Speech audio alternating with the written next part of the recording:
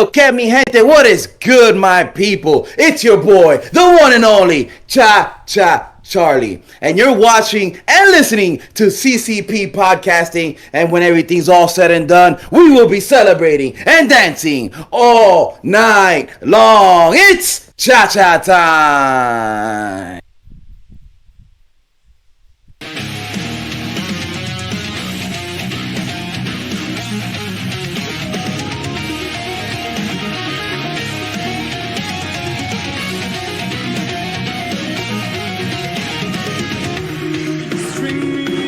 What is happening, friends of CCP Podcasting? Welcome to a very special live edition of Wrestling Spotlight. I'm Chris Page. He is John Cable. John, usually we shoot this on a Monday night, but we've got an interesting reason as to why we're here on a Saturday. How are you, man? I know that this has been a tremendous day for me. It's been a pretty crazy day. I've been enjoying myself a lot, and we've had a lot of fun so far. I cannot wait to bring this part to the community. This is the group is gonna love this. Absolutely. Before we get started, let me run through some quick shameless plugs. We've got our merchandise courtesy of at Dark Horse Jacks over on Twitter and Instagram. If you want one of our snazzy little shirts or a coffee mug, hoodies, John, you name it, we've got it. It's men's apparel, women's apparel, 9,000 colors, I shit you not. If you want to help us out, hit up at Dark Horse Jacks or check all the links down below in the description videos if you're watching over on YouTube. The merchandise thing came together pretty quick, and I can't believe that that's still a thing, John. Oh, dude, if you guys are out there looking for somebody to handle merch for you, this is the easiest way to go. Dark Horse Jacks has been a great asset for us to have on the team with us. If you guys are looking for someone to handle that for you too, go reach out to Dark Horse Jacks. She's got a great stuff going on over there. Makes it the easiest possible transition to not having merch to having merch. It's just cake. Absolutely, love her to death. She's come through huge for us, and as well as Frankie the Mobster and a couple other people on the circuit. So give her a shout if you need any help in that direction. John, we've also got Beyond the Bell every Friday over on our YouTube page. It has been a solid first 6 months. We just had Brohemoth on last week, and for the first time figured out and tried clipping the actual showdown to individual chapters. It while it's a little bit more on the edit process, it's so worth it in the end result, and I'll tell you a little bit about that off air. But Brohemoth was such a fun interview. We're kicking off August with a bang with actually our guest that's going to be here in just a few minutes. Big Trouble Ben Bishop's going to be dropping next Friday. Fantastic conversation that we had with him earlier today. We've got Owen from Over the Top Talk. We just dropped, they dropped their podcast with us today as of this filming. We've got him coming in a week from Friday, all the way down in Australia, 2 weeks from Friday from PWSA is Brady Roberts. Had a phenomenal conversation with him, and we end it with Lobo out of Portugal. John, we're touching corners of the world again this month, and I, for one, am here for the ride. We've had great conversations with all of our guests coming up on Beyond the Bell. Tell me what you're thinking about what we've got happening here for the month of August. Dude, Beyond the Bell blows me away every time you call me and you tell me that someone else has added to the schedule or that we've got another month booked out or there's something else going on, because that's what you do in the background. Nobody sees that part of what happens back here, but you are like a squirrel looking for a nut out here. You grab at everything you can and you put in so much effort to get our schedule filled out with incredible talent from all aspects of the industry so that we have something interesting to present to our fans. And I, for one, am just blown away with the amount of response and the amount of people that we've gotten to talk to, the amount of information and the amount of conversations that we've had that have just really opened my eyes to what happens behind the curtain, beyond the bell, and in front of us on the screens. There's not always a platform for people to tell their story, but we offer one, and we love to have these conversations. They've been a pleasure. And we've made a lot of really good friends so far. It does not look like we're slowing down anytime soon. September is already more than halfway filled. It's we've got some big things happening and some major announcements that'll be coming down the pipe here in the next couple of weeks. So stay tuned on social media for that. Last thing we've got, John, want to run through our programming. Monday nights here on Twitch, we do our wrestling spotlights. This is a very special wrestling, or excuse me, that's on Thursday nights on Twitch. My bad. Mondays is Inside the Indies. This is a very Yeah, special spotlights. Yeah. wrestling spotlight tonight, so we'll get to that in just a few minutes. You can catch those dropped on Mondays on YouTube, not filmed on Mondays. That was all on me. Legends of Wrestling drops every Wednesday over on our YouTube platform. We film that on Saturdays. And then we've got Reliving the Territory, Smoky Mountain Wrestling, and CWA Memphis. Both of those drop on Sunday and Saturday, respectively. A lot of things happening on the channels. We're enjoying the road of professional wrestling has taken us. It is a really good rabbit hole to jump down, and it's kind of what brought us to the dance here tonight. Let's not wait anymore. Let's get the man in here. We've got Big Trouble, Ben Bishop. What is happening, my man? How are you doing this evening, sir? I'm great. Am I officially in here now? You are officially in here. I'm all about the shameless self promotion, fellas. And I was enjoying hearing you guys do that. That's what wrestling is. Again, the wrestling doesn't matter. It's all about being a shameless self promoter. But thank you for being here, everybody that doesn't know who I am. Big Trouble Ben Bishop, 6'12", 15% of a metric ton, the humor of the humorless, larger than life and hotter than hell.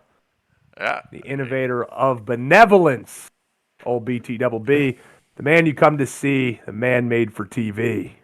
That is absolutely 100% correct. We appreciate you taking the time to pop in here this evening and enjoy a little bit of your work and be able to shoot the shit a little bit about what you've got going on.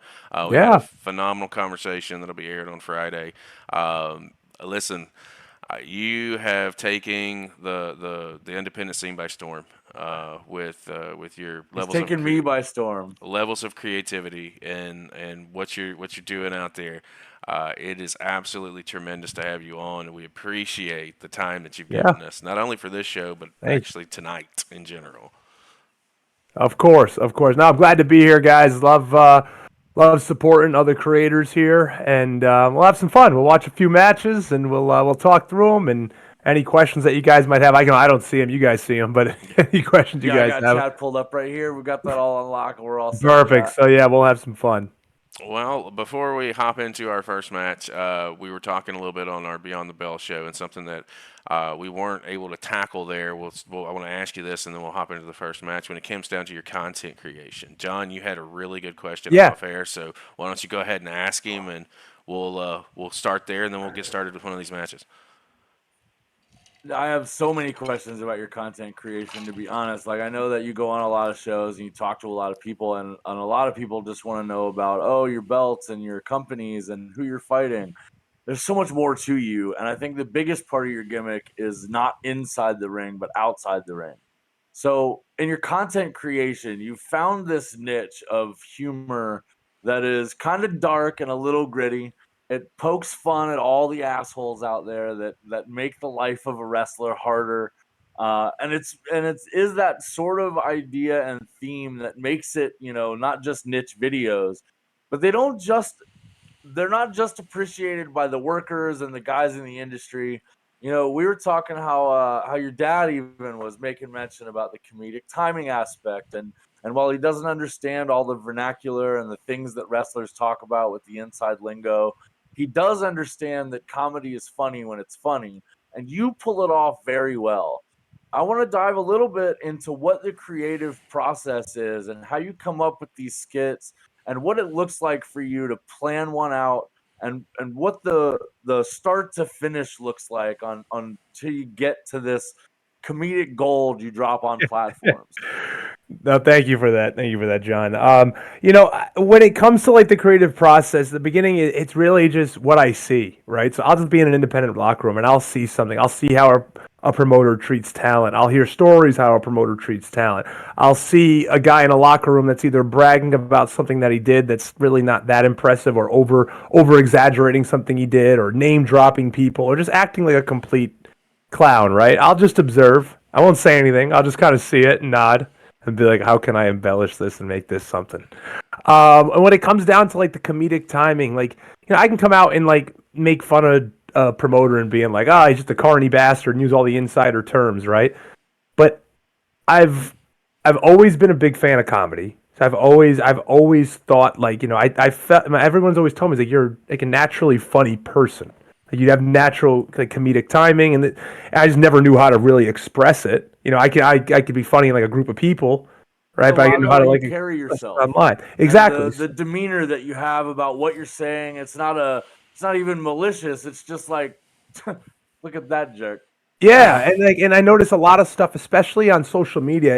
It's really like facial expressions, quick things, eye contact, like cutting it at the right moment, saying the right thing at the right time. It's a lot of that. It's less about like just saying a joke or being, it's more about the presentation of the video when it comes down to a reel. And a lot of the inspiration I get is. I've watched a ton of comedy. Like, I Think You Should Leave is something that has been a big inspiration. If you guys have ever watched that show with Tim Robinson, great show on Netflix, kind of like that alternative comedy. I don't know. Are you guys familiar with I Think You Should Leave? I am not, but now that all right, great, yes, great show. It is one of those shows you're either gonna think it's absolutely hysterical and one of the funniest shows you've ever seen, or you won't get it. It's one or the other. If you like what I kind of do, I think you will. Because a lot of it has to do with similar thing, but it's a very alt type cringe comedy. It's a skit show, and I've made videos similar to that in the past, similar to that show. I also watch a lot of comedians on or like more like Instagram comedians, you can call them. Grill Guy Kevin Spies. Out of New Jersey. Love him. I'm trying to think of something that we could do together and collaborate. He actually is friends with one of my former college teammates, which I didn't realize until we started talking one day. And he's been commenting a lot of my stuff and being real supportive as well. So he's a lot of stuff that I've seen him do. I've taken a few things, got inspiration from him. A few others, Trevor Wallace as well, another comedian I really like on Instagram. I think he's hysterical in some of the reels that he makes. Trey Kennedy, just like the character some of these guys have. It's really just taking a little bit. Like I never want to totally reinvent the wheel. Everything's been done. It's hard to just be totally original in everything. If I see a funny video, kind of what I do is I'm like, how can I take the premise of this video and relate it to wrestling?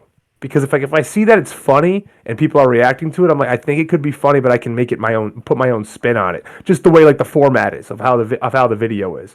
So I have a few. There's just different ones. Where I'll make I have one coming out tomorrow where it's like I'm talking to somebody in a wrestling locker room, but what I'm really thinking in my head is total opposite than what I'm saying. What I was saying is I just creating like all different types of like not having just one shtick, right? Not having one thing. I create certain ones where I don't say a word. I just have the text on the screen, and I'm just have facial expressions, and some of those blew up, right?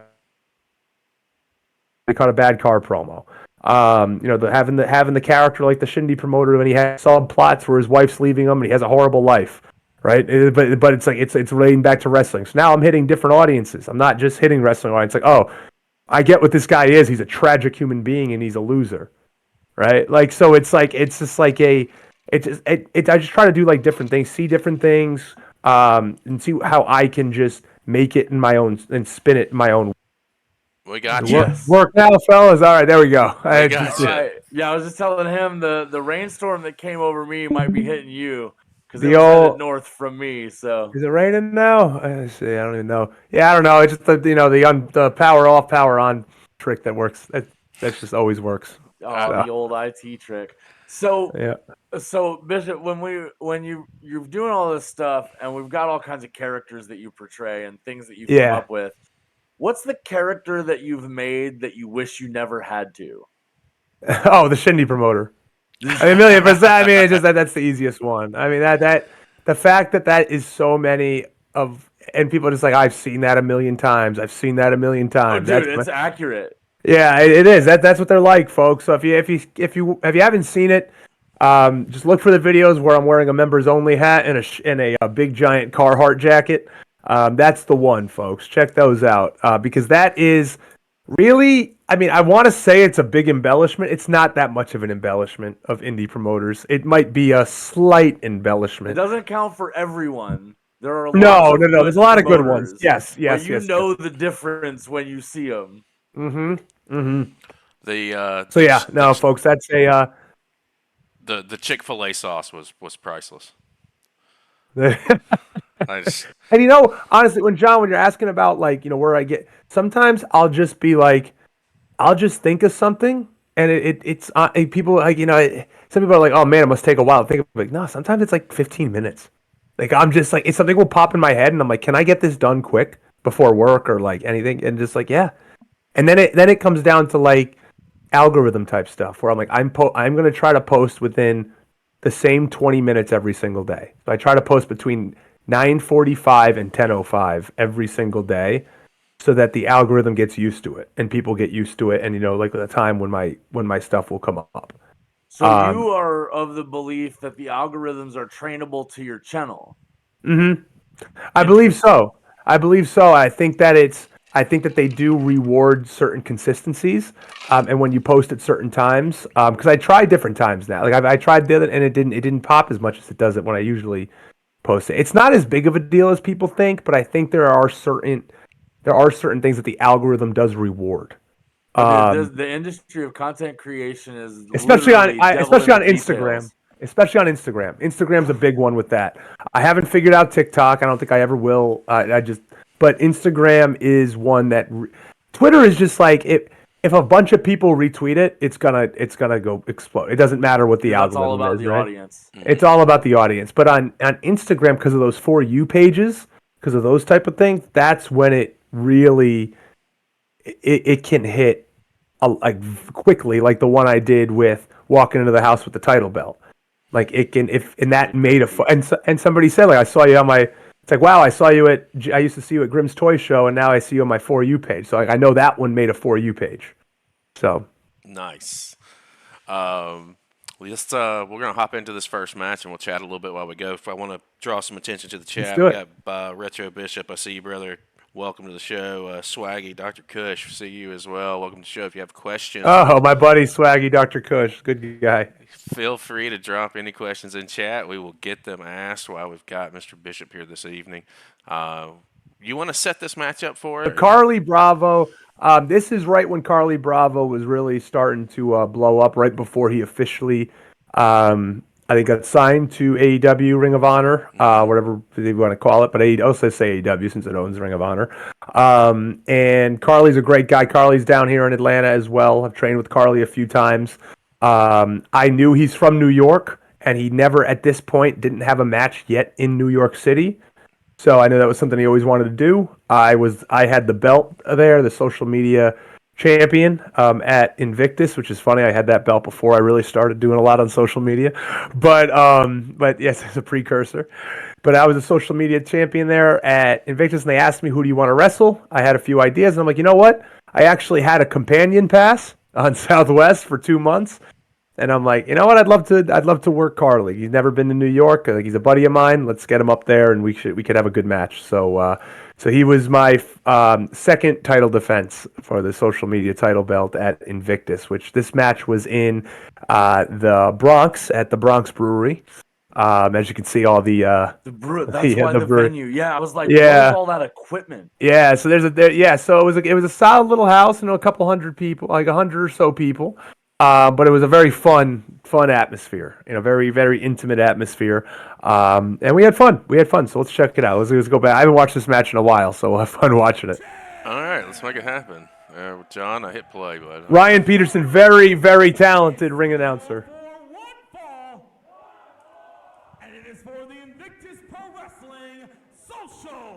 That is interesting that you pulled the social media championship before your social media, like before you took off. Yeah. If that's not foreshadowing in the professional wrestling business, then nothing is. Right. And shout out to that announcer's conviction. Oh, he's great. Ryan Peterson's unbelievable at announcing. I always say that. I love when he's on a show. He makes you feel very important. Dude, that whole tone, the demeanor of that that was great. And Carlie, I told Carlie this in 2022. I said, dude, you have like I didn't care anything about the wrestling. He's a good wrestler, but he has so much charisma that a lot of guys just don't have. So I like that intro too. I think he was just on Ring of Honor the night before we had this match too. So that was his first time on Ring of Honor. I feel like that he and oh my God, the Infantry. Forget his tag team partner right now. I just Sean Dean. Sean Dean. I think they're horribly underrated as a team. They are. They have great gear. They have an absolutely incredible presentation, and they're good wrestlers too. And you know what? Look at the face right there. You got great theme music, by the way. Oh yeah, guys, check out my theme music. I got a new one coming out with just some updated voiceovers, but really done by a guy, Suplex Sound, and he's done an outstanding job on my theme music. We're gonna have to check him out and give him a shout out in the video description as well. He does. And any wrestlers, anybody's watching, or anybody wants custom theme music, he does a great job. I think obviously I'm biased. This was the best job he did, though. Oh well, I mean, I think you've earned that right. What I was saying a minute ago, I thought there was a point with the Infantry where they were going to pull the trigger and give them the ROH tag titles, and it was just kind of like they should. They should have. They have great tag teams. Is it a case of just waiting on the right opportunity, making people hungry for it, or? I don't know. I don't know what it. Honestly, I mean, if I had that answer, man, I'd be somewhere by now.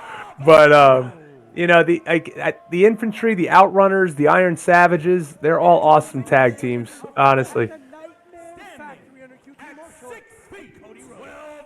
6 feet, 12 inches. I think that might apply to you too, Ben.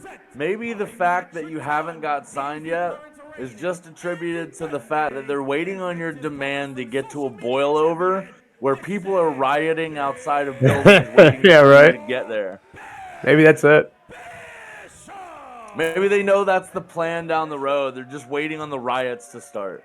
That's it. Everybody riot outside the buildings, please. There you go, guys. We figured it out. We know how to get Ben on every show.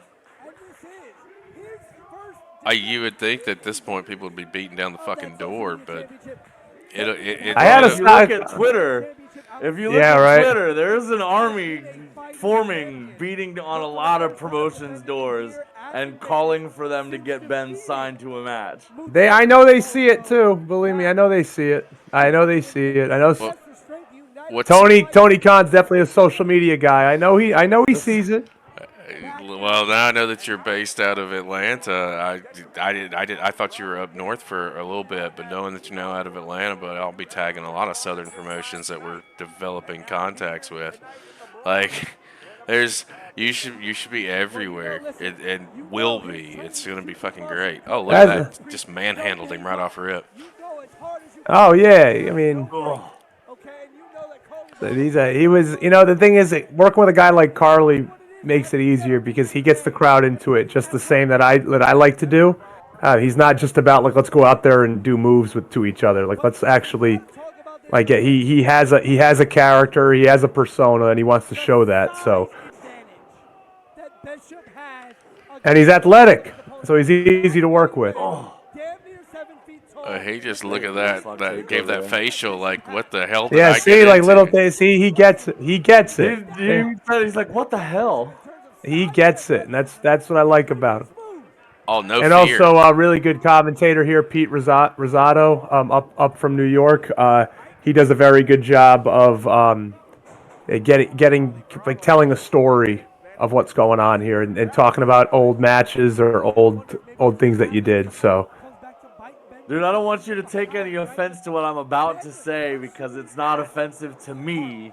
One of my favorite big men, you are absolutely pulling the vibes on him. When you're doing the standing in the middle of the ring, you absolutely pull off the presence of great Khali like nobody's business. Oh, yeah, I don't take offense. That guy made a ton of money. I'll take that. I know some people are like, oh, he's horrible. Dude, he was one of my favorite big men. Yeah, people remember him. It don't matter. I think and he had a presence. That's dude, so true. And you are pulling that presence in the ring 100%. And you know what? That's what got him over. He wasn't. He could. That's what he had. That's all he had really was the presence. I mean, right? Yeah, no, you move 100% better, but like the stand there and like, well, I'm here. What are you gonna do about it? Exactly. It's your onus to win. I'm the champ. How are you gonna take my belt? Come get it. Yeah. Yeah. Look at that right there. He's got athleticism too. Up and over. Uh-oh. See, Ben, the beautiful thing about these wrestling spotlight shows is with these matches, we haven't seen them, John and I. So this is a first time, and to be able to pick your brain and get the content. Oh, shit. You just catch his ass. Oh, man. He thought he had a moment there. Almost had me. No, that was that corner of fuck around and find out. Yeah, because he found out. Because people, this was a little tough because we had to have, because he's from New York, so I was trying to be the heel here, but I was kind of also, the people knew me a little more than Carlie because I wrestled at Invictus more. Mm-hmm. So they initially were liking me, and then I kind of had to start being more of a heel here because obviously he's the hometown guy. But recognizing the moments in the match where the fans are like and trying to get that over and tell that story is part of the charm of your character and your ability in the ring is that you recognize that and know how to work it. That's what you got to do. Yeah, and that's what sets a lot of guys apart is where you got to understand that part of it. It's everything you do. It's everything you do in between the moves, and like just seeing how Carlie sells too. He does a great job. Oh yeah. You know, he knows he's where doing phenomenal. Yeah. He knows where the he knows there. He knows where the he's got dude. And that's what makes it fun when guys do shit like this. I love that back spot right there. Just the arch of the back. It's as far as on the cell. Yep. Little things like that, man. I mean, it makes it easy to sell a move like a double underhook suplex when the guy that's doing it is, a large chunk of a metric ton. Yeah. Oh man, you got some folks in chat just telling you hello. I hope I say your name correctly. Kyle L 13301. Shout out Big Trouble. I think Bishop's hollered at you and saying hello. So welcome to the show, guys. If you have questions, like I said, drop them in chat. We'll be more than happy to ask him while we've got him live on stream. You're manhandling him. Dude, he is struggling to get some offense here for sure. Like, it's in him. You can see the want, but he's just having a hard time getting you slowed down, and that was a massive elbow.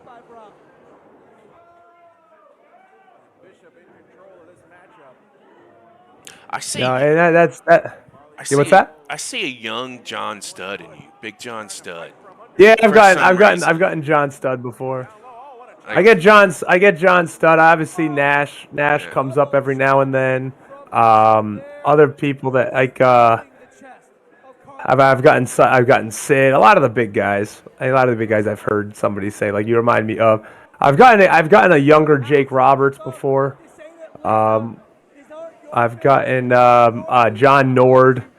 There's a few. Well, I can actually see the Jake Roberts. The way that you are slow and methodical, and you line them up, and you stalk them. Yeah, you know who told me? You know who actually told me to watch a lot of younger Jake Roberts was Raven, of all people, because he's like, you're not like you're a big guy, but you're not super like jacked up. He's like, you have more of a slender frame than most big guys, but you're in shape. He's like, you should watch some of like his older stuff. You gonna stick him with the power? No. We call that that's. Oh, he blocks. Yeah, you should know my finishers. My finisher's the meat pop drop, not a jack. I don't do a jackknife. The meat pop drop. Pete. Oh. Yeah. Caught up over the rope. Oh, that's goes right to the place leg. to be. Oh, Bravo. Big man like you, Ben. That's those knees got to take a beating in just about every match. That's it. That's the way you got to do it, man. Oh, dude, I say every time we watch a big man fight anybody, I'm like, the wheels, dude. If you don't take a knee out of a big man, you are missing opportunity to get that bitch on the ground. Oh yeah, for sure. Uh-oh, you're being sized up. Do you find that you need to rely on groundwork a lot?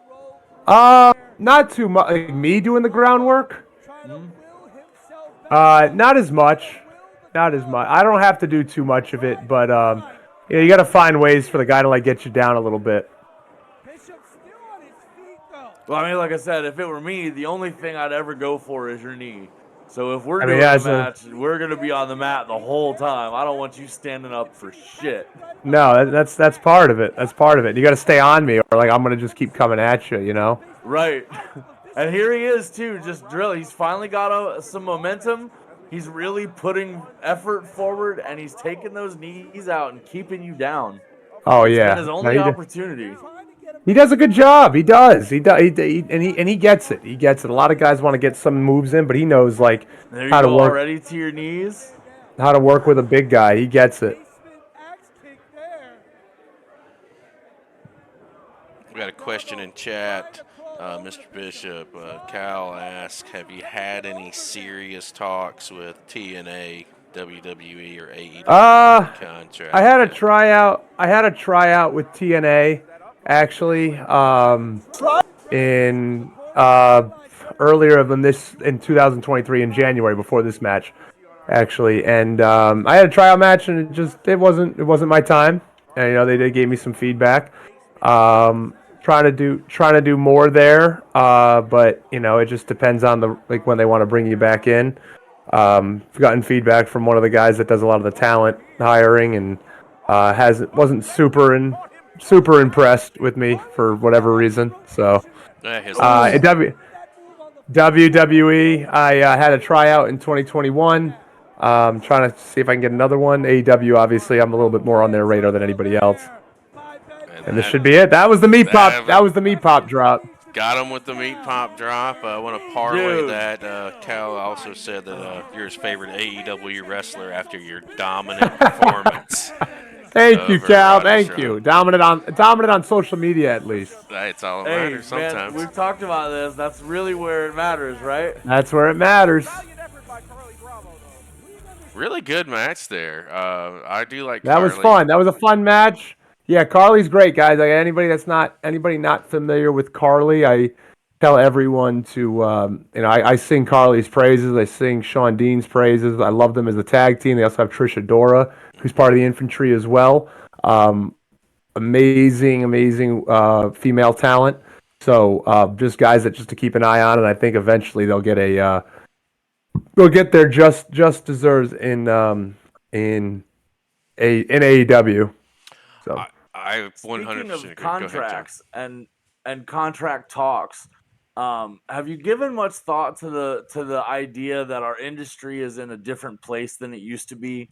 Where 2 decades ago, contracts were guaranteed money, and it was how you made a living in the industry. And if you didn't have a contract, you were basically, just kind of on your own, kind of floundering out there, getting a paycheck wherever you could. But in the industry, the way it is right now, contracts may or may not be the way to go. I don't know if you've given a lot of thought to the idea that just being independent and working, enhancement talent, is that a pursuit that I know that's what you're stuck in doing, but is that something that you've considered doing instead of pursuing a contract? If it could work out, I actually that would be great as well, because having a full-time job and making good money, having my my real job, I almost would like something there where it's like, hey, can I have a job? Like AEW would be great because it's not working every single day, and I don't have to move, and I can stay where I am, right? And I can still work my full-time job. But I see guys that do that, like Effy, for a perfect example. Effy's incredible at never needing a contract and making a career out of this. Doing a great. Like people doubt Effy, and I always say, like, I see Effy at these conventions. Like, I never thought anybody could make money just being an independent wrestler, like in the States at least. Like, I don't know how it's like overseas. I know they have a little bit more shows because there's less WWE and AEW over there. But like in the States, I never thought anybody could do it. But then I see someone like Effy, at a lot of these shows or a lot of these conventions, and there are people lined up to meet him because of what he's been able to do and build his brand. The indie scene is different than it's ever been. I think so too, and like so he's definitely an inspiration in that sense. And he's a really cool guy. I've really enjoyed getting to know him, seeing him at a few shows here and there. And he's able to do it. Like he showed, it was a testament. I saw it happen firsthand. I'm like, there's a ton of people waiting to meet him. There were some big names at the convention at Squared Circle Expo, but his line always had people at it because I was gonna go say hi to him, and I'm like, I can't find a chance to say hi because You can't even get a moment in edgewise. I couldn't. The line was always long, and you could use your bulk and just elbow your way. I can move it. I could, but I know the other guy's about making money, right? I ain't paying to meet him. I'm just going to say hi to him. But so I'm like, I gotta let these guys make their money before I go brother it up. But yeah, then he was doing something on Cameo where he was having like a competition with Alley Catch about who's going to have the most. So he was like branding that, and people were like, getting cameos from him, from her, and it was making it. He said he did like 15, 16 cameos that day too. So. It was cool to see. It was cool to see. So again, that's an option. Right now the goal is to make it onto a national TV promotion. But if it comes down to that, and I can make money and have fun just being independent, yeah, that's definitely an option. Well, with streaming services and a lot of even smaller companies now having their product transferred live to the internet, national isn't even as big as it used to be. Now we're looking at global markets. It's not just what you can get on your local access channel or what you get on your national channel. Now with the advent of streaming and the incorporation of the internet and all these social media platforms, which you are crushing, you're seeing this global market transformation of what wrestling used to be. And I don't think that people have made the connection yet that we're not in the same industry we were 20 years ago. No, definitely not. Definitely not. Much different. It is. It's absolutely different. And there's not the shows that happen on like Tuesday, Wednesday, Thursdays anymore. Like some guys are able to do that and work independent shows on weekdays. It's really just Friday, Saturdays, and Sundays now. At Sundays maybe. Sometimes Thursdays. Some shows will run a little bit, and there's not, and that's why you gotta make money on merch. You gotta do the online stuff. That's where you really are gonna get out there because you're no independent wrestler. I don't care who you are. If you've never been on TV, you're not making money just by your payday.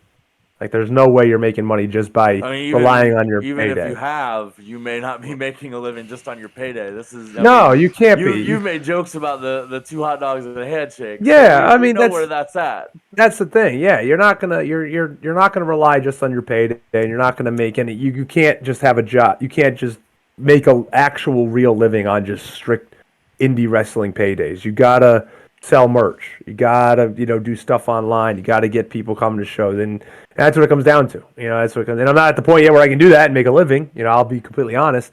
I have my full-time job, but that's the goal. I would love to make this a full-time career. Let's set up this next match real quick, and then we'll get into a couple of questions from chat. This is set us up with you and Mr. Yeah, Vance. this was my second AEW. This is my second AEW match. My first one was against Bear Bronson in 2021. This was in Orlando at the infamous Soundstage 19 in Universal Studios.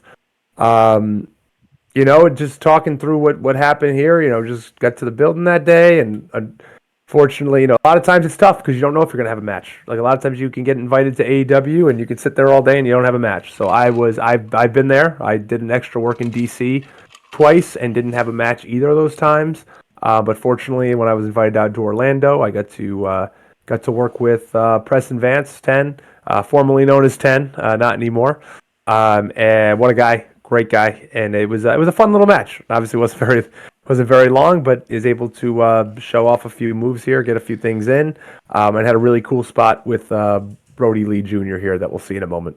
All right, John. We've seen what you do with just over a minute and a half, so I'm pretty sure that 5 minutes is going to be phenomenal. Yeah, so let's fire it up. This will be fun. John, let's go in 3, 2, 1, play. Not sure if you're watching the stream to Ben or if you're watching on YouTube, John. So my bad if I counted you in for nothing. That's what I saw. That was a fun one, though. I really enjoyed working with him, and you know, and especially like I'll say it, and this isn't just me tooting my own horn at all, or it kind of is, but I don't want it to make it seem like that. People cared about it. People liked it in the audience, and like even the match I had with Roderick Strong, I was leaving the ring, and people were like clapping for me and like enjoyed it, you know. And I was there for a minute and a half, you know. Because like I know how to engage with an audience. I know that's probably the best thing I can do, right? When it comes to being out there and wrestling. That match was only 5 minutes, but it didn't feel like it was long. It didn't feel like it was short. It was well done. It was well executed. You guys had great pacing, and the action was well done. Thank you. Yeah, and that's what it has to be. Like you have to figure out a way of like to make sure that the audience is involved. Is like it's not bored. They're not sitting on their hands, and you know it wasn't a no reason the short match has to be the concessions match. No, exactly. So just go out there and you know get them involved. You saw the story. I was being cocky to them. It was easy. I was kind of the bigger, cockier heel, and you know I took my like head out of it for a second. And because I had him up for my finish, and I wanted to be cocky, and I wanted to do his pose, and he fought out of it, and he got back, and he won. It was simple, very simple, 5-minute match. Didn't have to do any more than that. And it worked. It's like John just said. There's several over the past. What I was getting into earlier, like I was explaining that to the guys that we've talked to in the past. I've done some dark stuff. Like just how big of an opportunity it is, and what epitomizes that is what you did with Roger Strong, and how you've parlayed it today, and it's still a moving train, and it is just, it's one of those situations. You know, again, not to repeat myself, we talked about it on Beyond the Bell, but you're changing the game. You're changing the game of how to, keep yourself over, even if it's one of those deals that not everybody's going to understand, but if you don't understand it, then there's probably a good reason why, because you're part of you're part of it. John, what you got? Let's ask a question, and then we'll get into this last match for the night, because I know that we've had Ben most of the evening with other stuff, and I don't want to eat up more time than I need to. So what you got, John? Yeah, no. So a lot of today in our Beyond the Bell show and on our live show here, we've talked about, your content creation and how the industry is changing. It's not done changing. What do you see as the future of the wrestling industry? Not just as a worker or from a Fedhead perspective, or from the fans, but as an industry as a whole. What's our opportunity to get to that next level where we're headed already, and to build wrestling into what it's going to become for us? I think to embrace the fact that wrestling, I think the kayfabe is gone. I will say that. I think at that point, we're at the point where let's stop really pretending it's still there. Like I think we just need to. I think fans want to be and I struggle with this because I don't want to like say to like we need to let the fans in, or it needs to be all like we need to kill any type of kayfabe and total kayfabe. Like, I don't want to say that, but I think it's just embracing and allowing that people want to be more involved than ever before in wrestling. And I think that comes down to social media. And I think it's just utilizing social media more in professional wrestling is really the thing. I think you're not going to rely on gates anymore. It's not going to be the amount of people in the stands. You got numbers. You got to change with the times. It's going to be streaming numbers. I think that every indie promotion needs to be used to doing more streaming and investing in that. And it's not easy. But I think that's what indie promotions need to do. And it just to stay with the times. And just if you want to just do the shows where all you do is just have you rely on people coming to the show, and you're just going to always have a small following. Look how great GCW is ahead of the curve. Right, they're doing a really great job marketing, social media, making their events look a lot of fun, like it's a party, like they're alternative, kind of that ECW vibe, right? I think more of that. I think we're making wrestling not seem so niche, not seem so closeted, making it seem like we're not being we're trying to be, I'll say, we're the word escapes me right now, but we're insular. Like wrestling's so insular right now, where it's like, well, we like wrestling, like the gatekeeping, all that type of stuff. Less of that, I think, is going to put wrestling into the next stratosphere. And I think once wrestling embraces that, that's when we can, it will start to continue to grow. I think WWE's already done it. I think that WWE. brings up my next question on the same topic. You're talking about how with the streaming services and all the access to the internet and this kind of idea that the fans are no longer just marks. They've almost all evolved into smart marks now. Yeah. How does the industry combat parasocial relationships and the toxicity that it brings from the fan base if this is where we're headed with social media interaction? Well, it's going to come with the territory, right? The internet's a horrible place. So Yes. I think we need to understand that, like, that is going to come with the territory. But I think the true fans will stand out. I think the people that really want to watch will stand out. You're going to have people that just hate a good time, or people who want to hate for no reason and just If you're not getting haters out in droves, It- you're not doing it right. Exactly. My cousin said that the other day when I put up the post about the sad existence of an internet troll and a guy who was just like shitting on me on my post, like, "Who are you? You're no one. You're this. You're that." I'm like, and I kept killing him with kindness. I'm like, "Hey man, thank you for the engagement. I appreciate your comments. You're The helping. You're labored helping." run up the stairs to make the post had me. Yeah. You know what? Like I was and done. like that's kind of what it's like. But like a guy just was going at me, and like, you're a nobody. I googled your name and it came up who and this, that, and the other, and I'm like, well, you at least, I was like, you're taking the time to do that, like, and you're taking the time to comment, like, the who, saying who to somebody That as algorithm loves that search engine. I'm like, Strike thank Boy, you, every dude. time. Keep it up, dude. Thank you. And you know what? I just kept killing him with kindness, and he kept trying to get me. He kept trying to get me. He kept trying, and I'm just like, he's like, you suck. You suck. Oh, you're using sarcasm now. Oh, you're like, oh, this, that. I'm like, nah, man. I'm like, hey, like, thank you so much. Have a good night, brother. I appreciate it. Then people started going at him, right? Because they noticed I wasn't taking the Oh, bait. you were handling the troll, homie. Like, And you then weren't he, and feeding then he him, you were did, and handling him. this is what into. And then he talked about, like, he's like, oh, don't mention my mom died or something. And I was just like, hey man, I'm really sorry to hear that. Like, genuinely sorry to hear that. And then he messages me and he's like, hey dude, I actually think you really are going places. I was just trying to, like, drum up, like, just be like a heel on your page. I'm like, first of all, you're not a worker. Don't be a heel. You're just a fan. Don't be a heel on my page.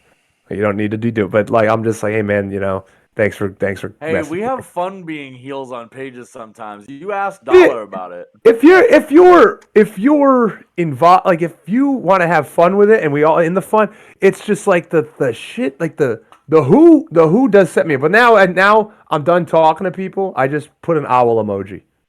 That's all I do now. I just write an owl emoji, and that's it. That's it. When someone says who, I just put an owl emoji. Oh god. And that's it. I won't. That's I'm not stolen. going.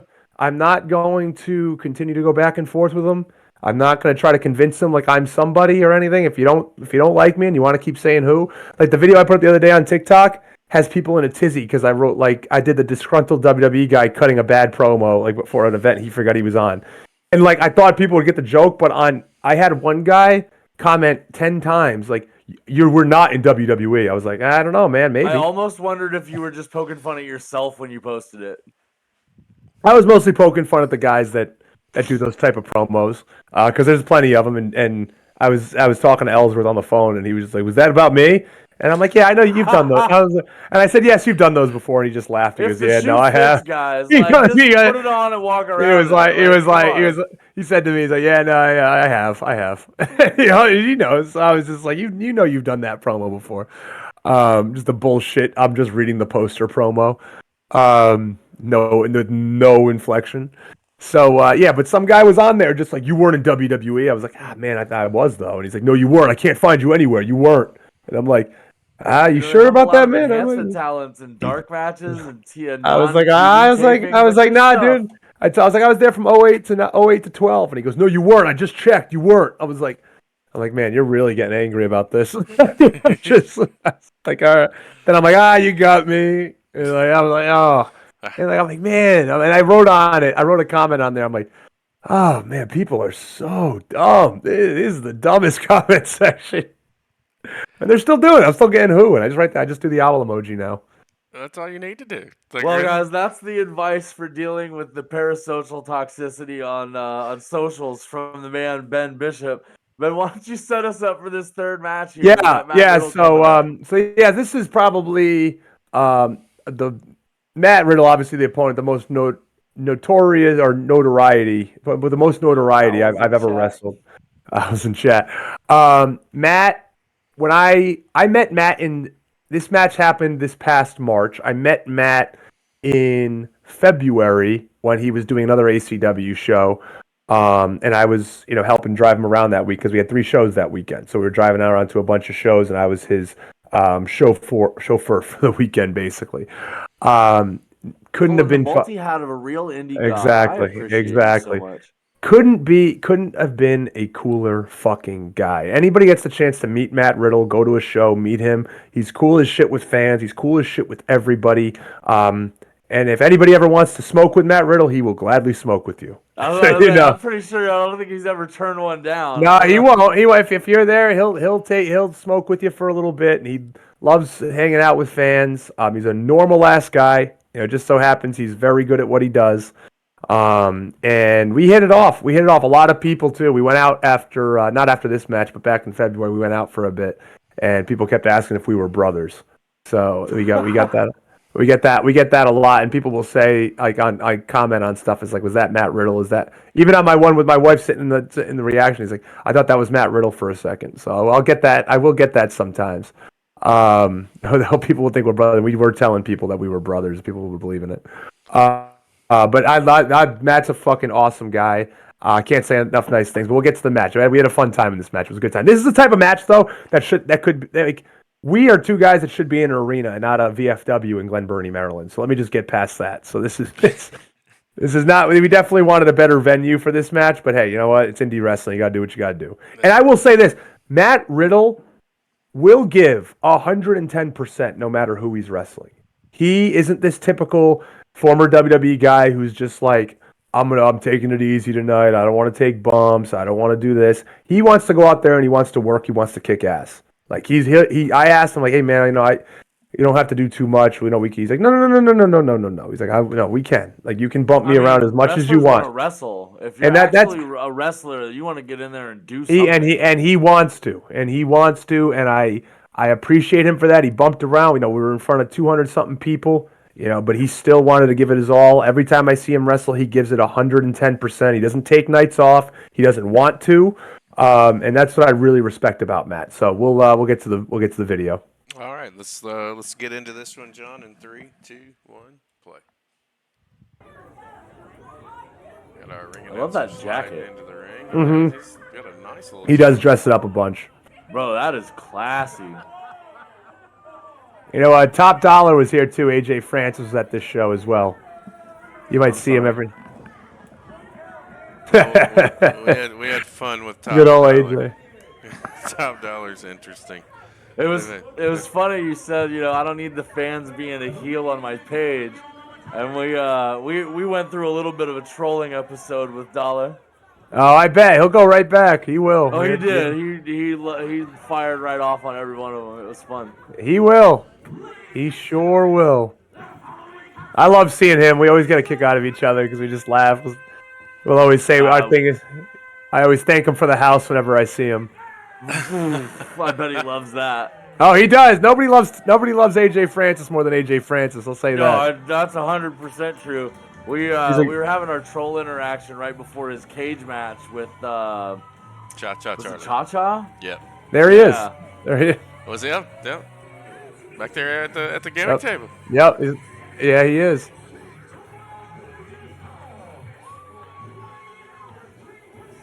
Well, while we're getting a ring intros in the ring, something that we haven't really touched base on, and I'd like to get the opportunity to, is your podcast. We touched a little bit on it on the Beyond the Bell, but we didn't really get a chance to really discuss it. So Meat Pop Express podcast, folks. It's me and Mickey the Good. You can find him on Twitter, and we have a fun time. A lot of times we'll make fun of the marks. Honestly, the shitty marks, the smart marks. We'll have some fun with it. We do some fun things where we rank like the most Italian wrestlers of all time, and yeah, we do some fun. Paul Roma made your list? Paul Roma was on the list. Yeah, we do some tiered lists. We tiered WrestleManias. We do a lot of fun stuff. The last one we did was about the importance of social media, talking about that. We've had Chris Van Vliet on our podcast. We're trying to do a little bit here and there, and have fun with it and just stay sharp. We've done just certain reviews of shows, like not in I won't say we don't do it in too much of a markish way. But we'll definitely it's a little bit of hodgepodge of a bunch of stuff. We just try to have fun. We try to keep it simple, 25-30 minutes. We don't try to go too long with it. And just hit on some stuff that we like talking about and things we like. We don't talk about too much of the things we don't like. So that's our thing. We kind of just talk about the shit we like, what's working, what's hot that week, what's actually over, and not things that people think are over. Or what gets big push or whatever. It doesn't necessarily mean it's over. No, we talk about what's really over and what's working with fans. And see, this is what's cool about Matt. There's a lot of... We had a ton of people, and a lot of people are in the bar area, as you can see, so they're not filling the seats, unfortunately. So he goes out and he acts like he's in an arena. He doesn't fucking act like, oh, I'm too good for this shit. And that's something I really, really like. That's a testament to somebody like him on his level. Well, a lot of guys forget that these dudes, they work their jobs every week to get their paycheck to go pay the bill and get the ticket. And they don't understand or respect that person could have chosen to do anything else with that money, but yet they chose to come and see you and enjoy a thing that you're doing. Yeah, exactly. And on the other side of the coin too is that Matt knows that me working with him it's obviously better. It helps me more than it helps him, and he respects. And having a good rapport with Matt is. Just makes it so that he's like, I want to help you. I'm going to give you a good match. I'm not just going to phone it in and bullshit around. I want to try to make you better. And this was one of my favorite people I've ever worked with, I'd say. You're absolutely showcasing your strength here off the bat. And what's crazy is he's a legit killer, folks. He can beat the shit out of anybody in wrestling. Shoot. I mean, he was 8-2 in the UFC. Should have been 9-1. It was a technical. He lost on a TKO or whatever. They had to stop the match or stop the fight. So, but he can legit fuck anybody up, man. And I told him, dude, you can be stiff as shit if you want. That experience on Showcase right there. Yeah, look, so just and we had to work. It's also, just so people know, this was a small venue and the ceiling was low, so we had to do you're only a foot or two under the ceiling standing. And so here's a story that we kind of told in this match here. It was he was trying to hit me with the RKO, right? So trying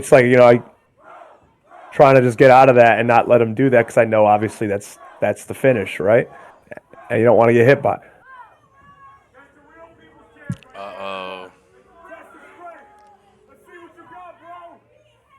I don't know if this is going to end He's well like, for Mr. Riddle. I mean, I don't know, but sure. Oh! You want to talk about a test of strength, sir? Yeah, right?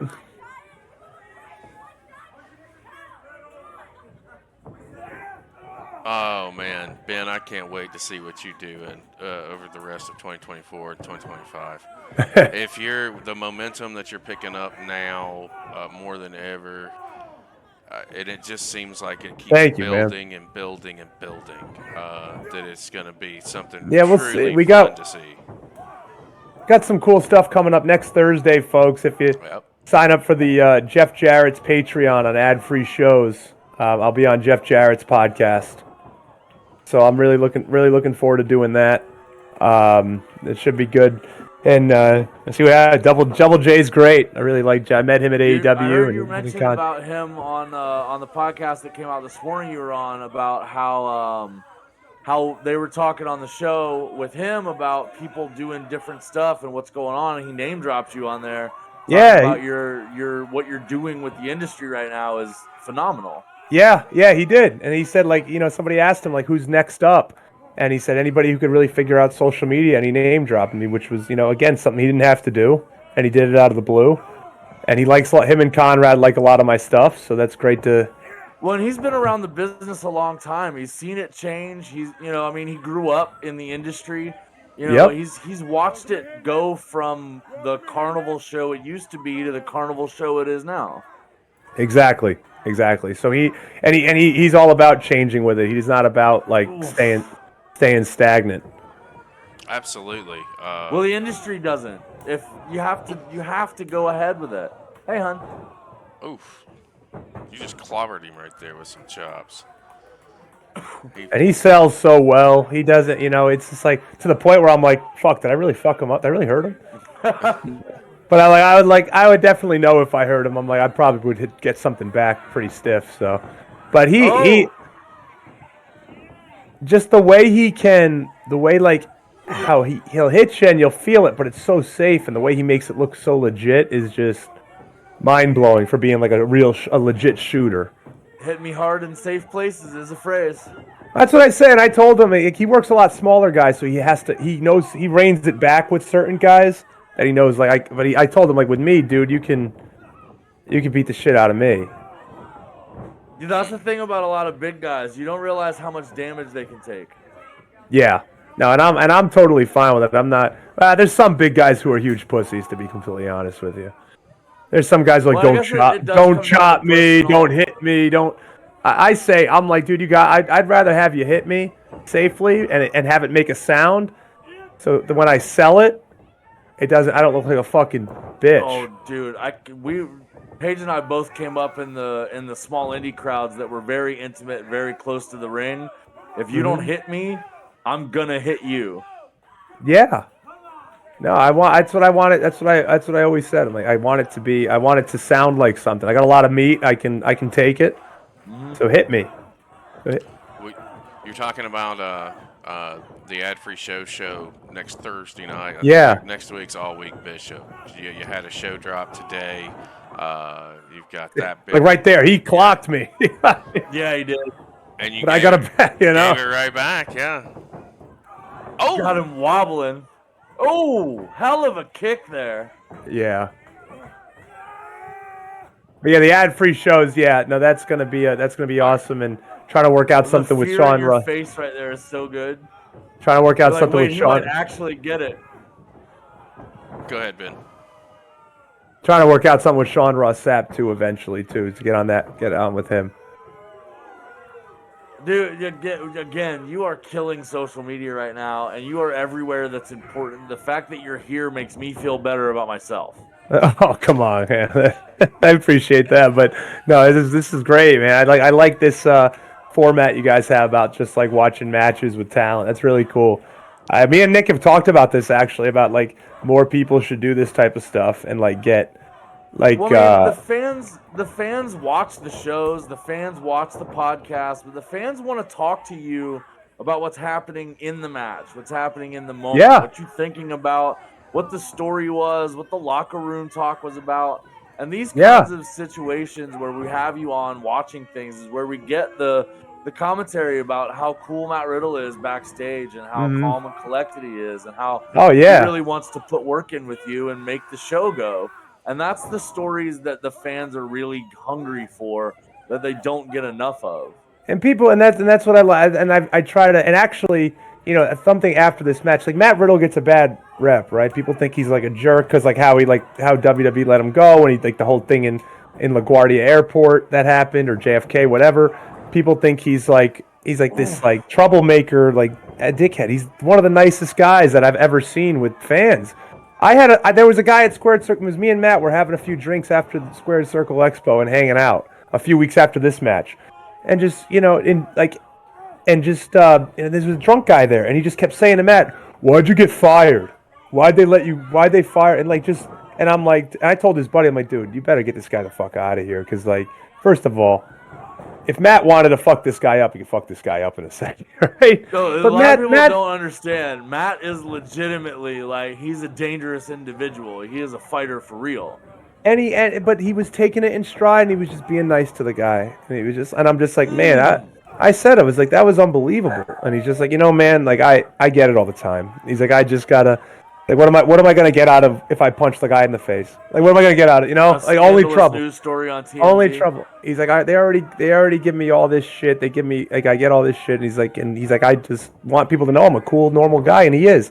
And even after we had this match, somebody online tried to be a dick and said something like, oh, Matt Riddle went from wrestling in front of 40, to 20,000. Now he's wrestling in front of 100 people at a VFW. And I went back at somebody, and I'm like, why do you shit on him? He's enjoying what he's doing. Like, who the fuck are you? That's all. Hey, he's fucking making fun of in front of 200 people. Like, you make fun of, like, who's ever paid to see you do a fucking thing? And, like, no one. And, like, people were like, oh, you're defending Matt Riddle? I'm like, first of all, this isn't about defending Matt Riddle. It's about defending, like, just being a dick because for the sake of being a dick. People. Like, it's just, and he's doing something and he's enjoying it and he's having fun doing it. Like, so you're going to shit on somebody for doing something and having fun just because, he used to be in WWE? And, like... Yes. It's just so fucking... It's like the way people think is just so fucked. And it's just like, you know what? You're only mad, and people like that, you're only mad because you're not doing it and you're too afraid or too much of a coward to put yourself out there to do anything. So you only thing you... hell of a demon. And so they live on their little bubble of irrelevancy on the internet, and they try to... And they want to get clicks and views. They think shitting on Matt Riddle will give them clicks and views. Oh, great reversal there. It's a crazy world we live in. So I stick Seriously. I stick to my little bubble, and I'm good. Kalel in chat says, as a Brock Lesnar fan, I kind of always hated Riddle despite his great energy and charisma. You're making me like him more than I ever have hearing how he is. So here you are promoting reality and making people look at things in a different light. Matt would talk to you about that. If you brought up like Lesnar or Goldberg to Matt Riddle, he would talk with you about it. He would tell you like what it was. He doesn't hide it. He doesn't hide it, and but he'll be respectful to anybody that's respectful to him. When crucifix. Such a classic finish you were right folded there. up too, Jesus. And see, that's a good finish. Like, he didn't have to just hit his finish and leave me laying dead, right? He's like I don't want to beat you like that. Like, let me beat you in a way that it's like, a quick pin. Oh, dude, and, he just folded you too. Your feet hit the mat on the other side. side. Oh, yeah. Solid. It was ready for WWE SummerSlam. Am I? Yeah, I think it's going to be great. I think it's going to be awesome. WWE SummerSlam. I'm very excited. I mean, WWE's just really hitting it out of the park right now. I think anybody would be a hater to say they're not. I mean, it's just it's so hot right now. You gotta give the people what they want.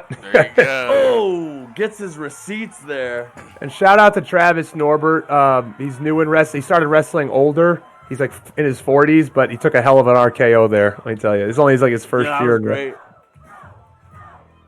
But no, this is and it's just like again, like I know I've said a bunch of nice things about him. He just exudes charisma. He's a great guy in real life. What you see is what you get. That's Matt Riddle character is just Matt Riddle. There's no like character here. It's just him.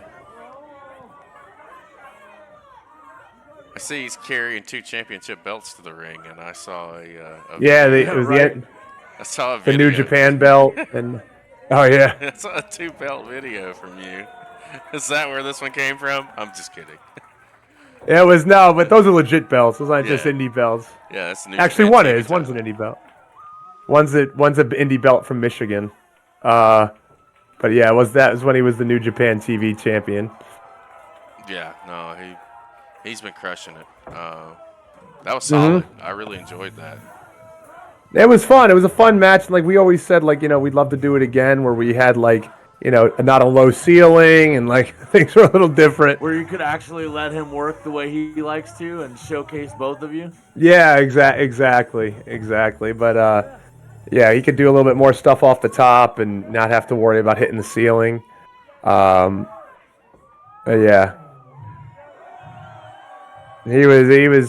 Again, like I said, I'll sing his praises to the day the day is done. But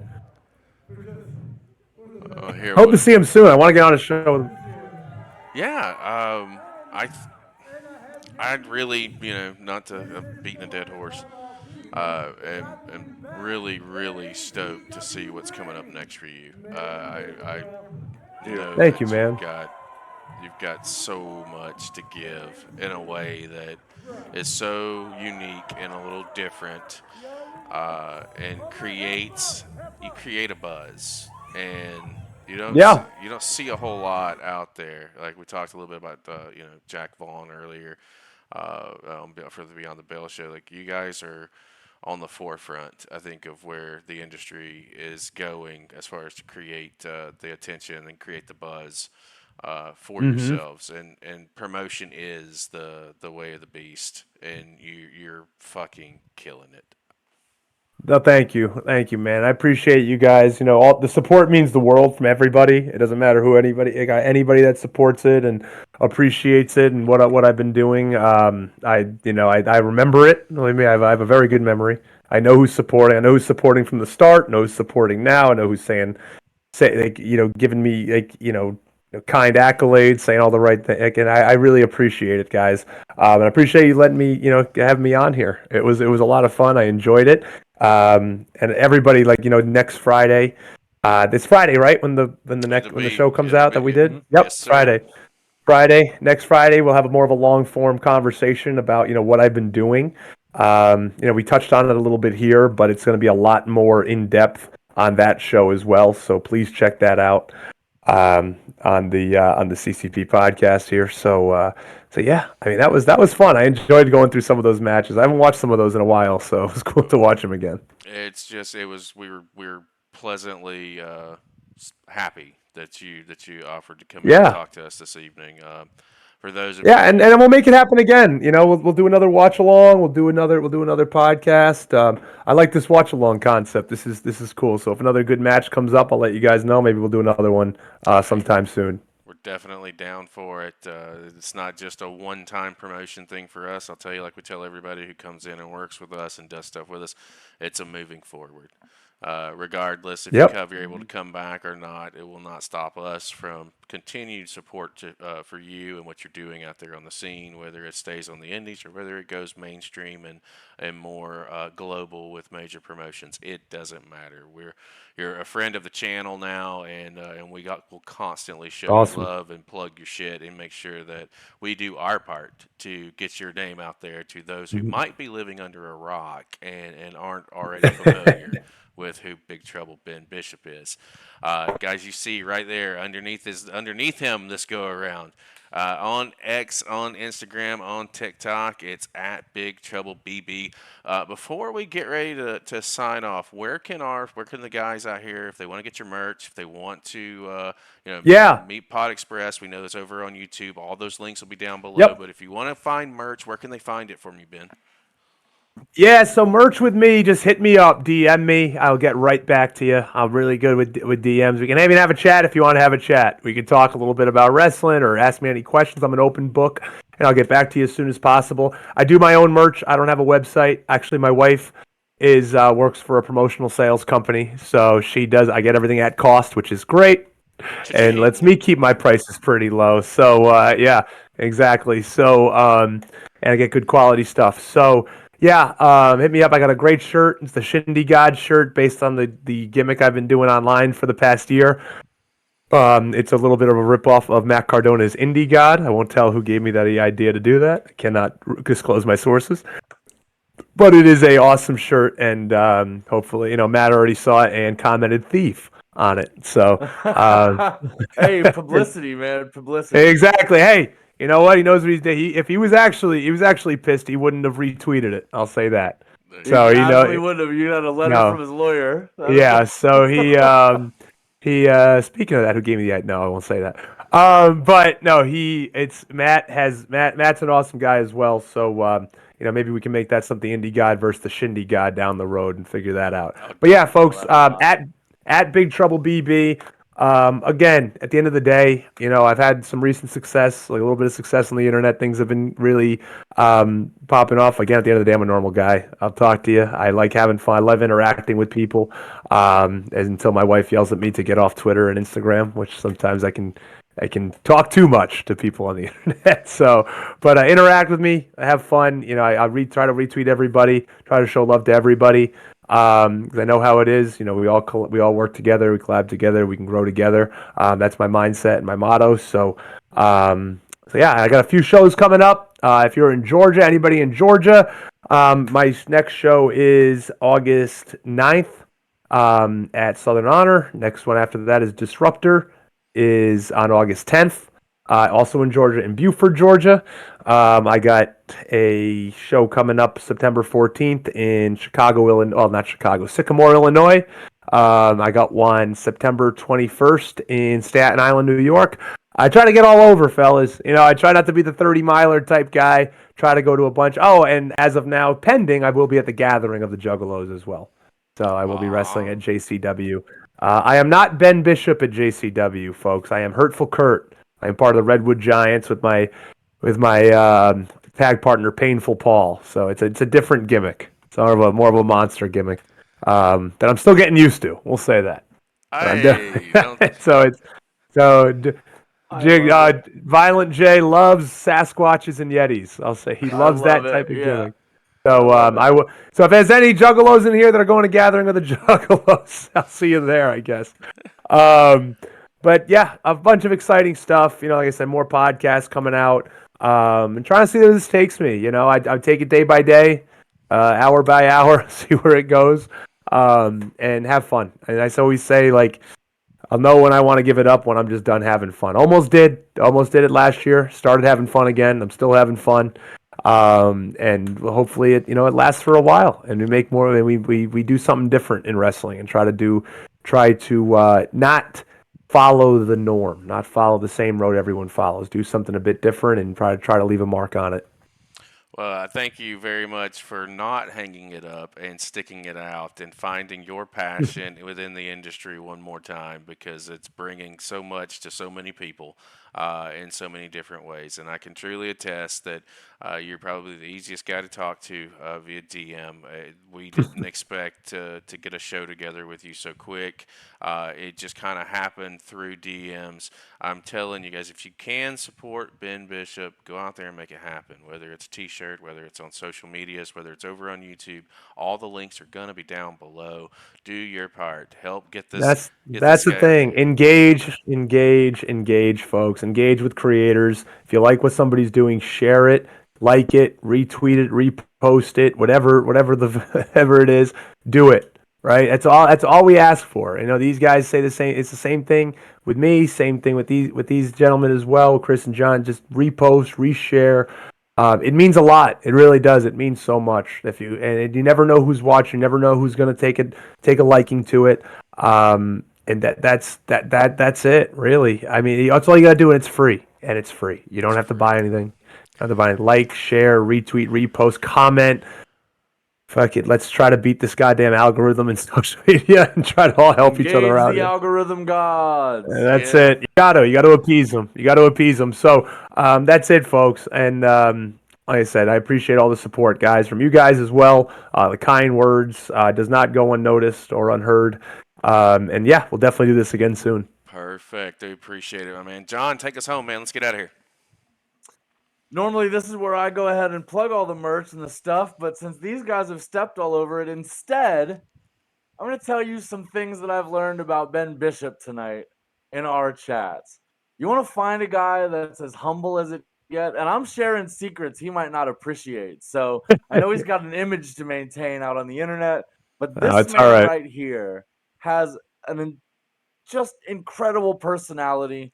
He's got a mind for the business like few others. He understands what we're doing here and how it is to make money and build a platform. If you're a promoter or a fed out there and you're looking for a guy to put over your dudes talk well about everybody in the tree that he's involved with, and truly understand what you're trying to build, this is your man. You should be booking him. He shouldn't need a job. He should have every single one of you just throwing money at him right now. And if you're not doing that, you're making a big mistake. You might be a shindy promoter, and that's the bottom line. There you go. I couldn't say it better myself. You guys, until next time, we love each and every one of your faces. We'll see you again soon. Wrong button.